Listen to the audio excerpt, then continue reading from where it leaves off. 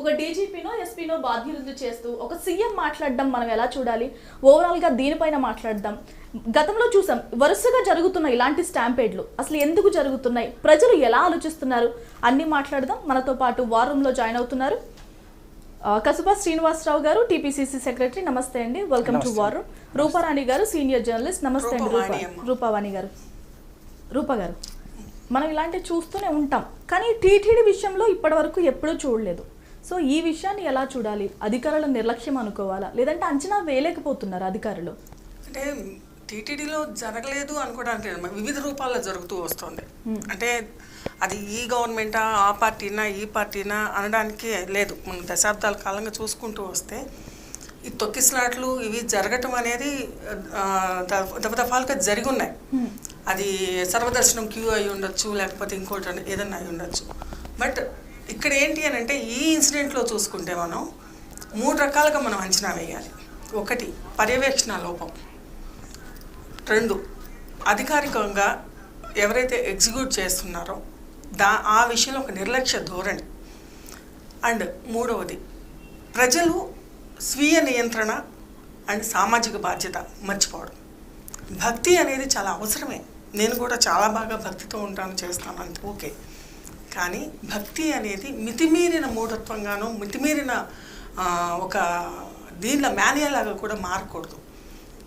Next, నేను చెప్పిన దీంట్లో పర్యవేక్షణ లోపంలో పాలక మండలి ఎప్పుడైతే కొన్ని లక్షల మందిని టార్గెట్ చేస్తూ ఎప్పుడైతే ప్లాన్ చేసిందో దానికి సంబంధించిన అధికారులు కానీ మంత్రులు కానీ, అంటే లక్షల మందిని టార్గెట్ చేస్తున్నప్పుడు ఒక పర్యవేక్షణ ఉంటే, అజమాయిషీ ఉంటే అది నియంత్రణలో ఉంటుంది. ఆ వాతావరణం కానీ అది కానీ ఒక రకమైన భయం ఉంటుంది.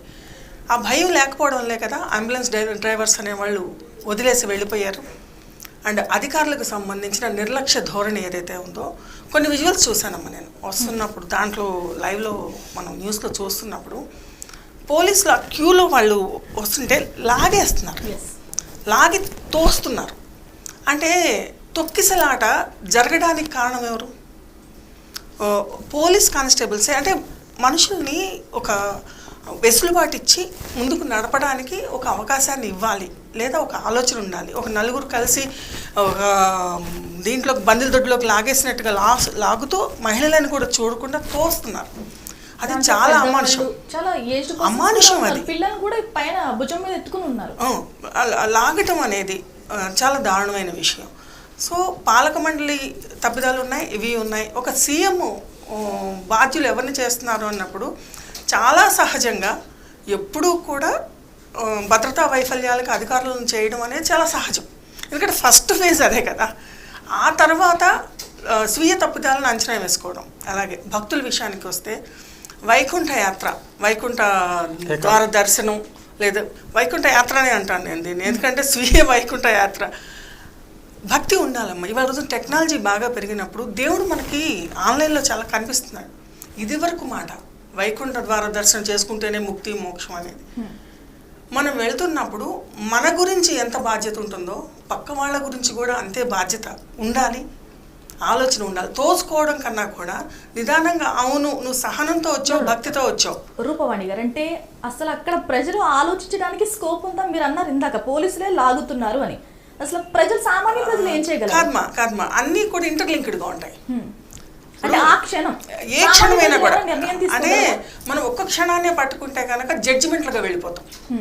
అంటే దేనికి దానికి కనుక నడుచుకుంటూ వెళ్తే, ఇప్పుడు మన ప్రోగ్రామ్ నడుస్తుంది, ఒకరి మీద ఒకరు పడి మాట్లాడితే ఎవరికి ఏమి అర్థం కాదు. ఎవరు ఏది మాట్లాడాలి కోఆర్డినేషన్. మిమ్మల్ని నేను అజమాయిషి అంటాను. నేను చెప్పే సబ్జెక్ట్ మీద నాకు నియంత్రణ లేకపోతే అది చాలా గందరగోళం ఏర్పడుతుంది. దీన్ని మనం ఎవరైతే అధికారులు ఉన్నారో వాళ్ళు నియంత్రణగా తీసుకెళ్ళడం అంటాను. సబ్జెక్టు దీంట్లో విచక్షణ, నేనేం మాట్లాడుతున్నాను అనే దాని మీద నాకు నియంత్రణ లేకపోతే, నా పదాల మీద నియంత్రణ లేకపోతే, నాకు విచక్షణ లేకపోతే విషయం ఎలా వెళ్తుంది? అధికారులకు నియంత్రణ ఉన్నా కూడా వాళ్ళని నియంత్రించే రాజకీయ నాయకుల వల్ల ఇలాంటివి జరుగుతున్నాయి. స్టేట్మెంట్స్ ఒక డీజీపీ స్థాయి వ్యక్తికో, ఎస్పీవి స్థాయి వ్యక్తికో తెలుసు ఎలా ఏం చేయాలి, ఎలా పద్ధతిలో చేయాలి, ఎన్ని రకాలుగా చేయాలి అని. కానీ నువ్వేంటి చేసేది, నేను చెప్పింది చేయని అజమాయిషీ చెలాయించే రాజకీయ నేతలు కూడా ఉన్నారు. అజమాయిషీ చెలాయించడం అనేది అన్ని వర్గాల్లో, అన్ని మనస్తత్వాలు రాష్ట్రాల్లో ఉంటుందమ్మా.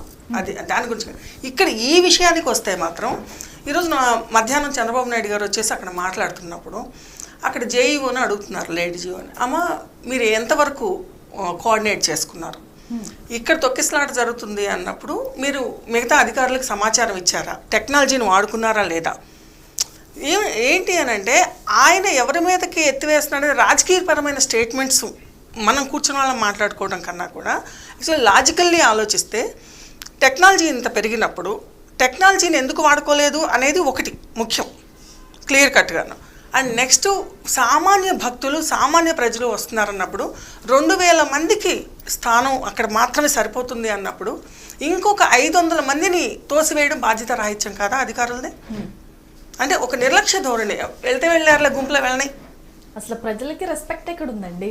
అంటే నేను అదే అంటున్నాను, ఎవరో రెస్పెక్ట్ ఇవ్వాలి, ఎవరో మనల్ని కాపాడాలి, ఎవరో మనం అనేది ఎంత ముఖ్యమో మనల్ని మనం కాపాడుకోవాలి. మనం రూపవాణి గారు కొన్ని సందర్భాలు ఉంటాయి, కొన్ని సందర్భాలు ఎలా ఉంటుందంటే ఇక్కడ స్లోగన్స్ చేస్తున్నప్పుడు మైమరిచిపోతూ ఉంటారు ప్రజలు, వెళ్ళాలి ఖచ్చితంగా చూడాలి అన్న ధోరణికి వచ్చేస్తారు సమ్ టైమ్స్. సో అలాంటి ఇప్పుడు తిరుపతి ఇలాంటి నామస్మరణలు జరుగుతున్నప్పుడు కానీ ప్రజలు కూడా అలా ఉంటారు ఆ క్షణం. సో అది కూడా కారణం అనుకోవచ్చు అంటారా? మితిమీరిన భక్తి. నేను ఈ విషయాన్ని 3 అంశాలతో అంటే రీసెంట్గా చాలా దీంట్లోకి వచ్చిన అంశాలను ప్రస్తావిస్తానమ్మా. 6 నెలల క్రితం హత్రాస్లో జరిగిన ఒక మాసివ్ తొక్కిడి, 100 మంది చనిపోయారు మనకి ఉత్తరాదిలో. నెక్స్ట్ రీసెంట్గా పుష్ప 2కి సంబంధించిన విషయంలోనూ అలాగే ఆవిడ రేవతి చనిపోయారు. నెక్స్ట్ ఇప్పుడు భక్తి అంటే రూపాలు వేరై ఉండొచ్చు, జనాల సమూహం అనేది ఒక దగ్గర కూడుకుంటున్నప్పుడు అధికారులు ఎంత పగడ్బందీగా ఏర్పాట్లు చేయాలో అలాగే ప్రజలు కూడా స్వీయ నియంత్రణ స్వీయ రక్షణకు సంబంధించిన ఆ విచక్షణ కలిగి ఉండాలనేది నేను స్పష్టంగా చెప్పగలుగుతాను. రైట్. శ్రీనివాసరావు గారు, అంటే టీటీడీ బోర్డు అనేది చాలా ఉన్నతమైనది, దానికి స్టేట్ బడ్జెట్ అంత బడ్జెట్ ఉంది. ఇలాంటి దాంట్లో నిపుణులు ఉండాల్సిన అవసరం చాలా ఉంది, వివిధ రకాల నిపుణులు ఉండాలి. అంటే పర్యవేక్షణ దగ్గర నుంచి ఫుడ్ క్వాలిటీ దాకా అన్ని రకాల నిపుణులు ఉండాలి. కానీ అలాంటి వెసులుబాటు కల్పిస్తున్నదా టీటీడీ బోర్డుకి? ఇప్పుడు తిరుపతి తిరుమల దేవస్థానం అనేది కలియుగ ప్రత్యక్ష దైవం వెంకటేశ్వర స్వామి వారి యొక్క సన్నిధి. వారి సన్నిధిలో ఎలా ఉండాలి, ఏం చేయాలి, ప్రపంచవ్యాప్తంగా ఆ క్షేత్రానికి దర్శించేటువంటి భక్తుల సంఖ్య విపరీతంగా ఉంటుంది. అదే కాకుండా పర్టికులర్గా పర్వదినాల్లో ఉత్సవాలు, బ్రహ్మోత్సవాలు, పర్వదినాలు అక్కడ ముఖ్యమైనటువంటి దాంట్లో ఏ విధంగా తీయాలి వారి విధి విధానం నియమావళి అన్నీ ఉన్నాయి. కానీ అవి ఎంతవరకు అమలు అవుతున్నాయి అన్నది ఈ వైఫల్యం మనకు చెప్తుంది. ఇది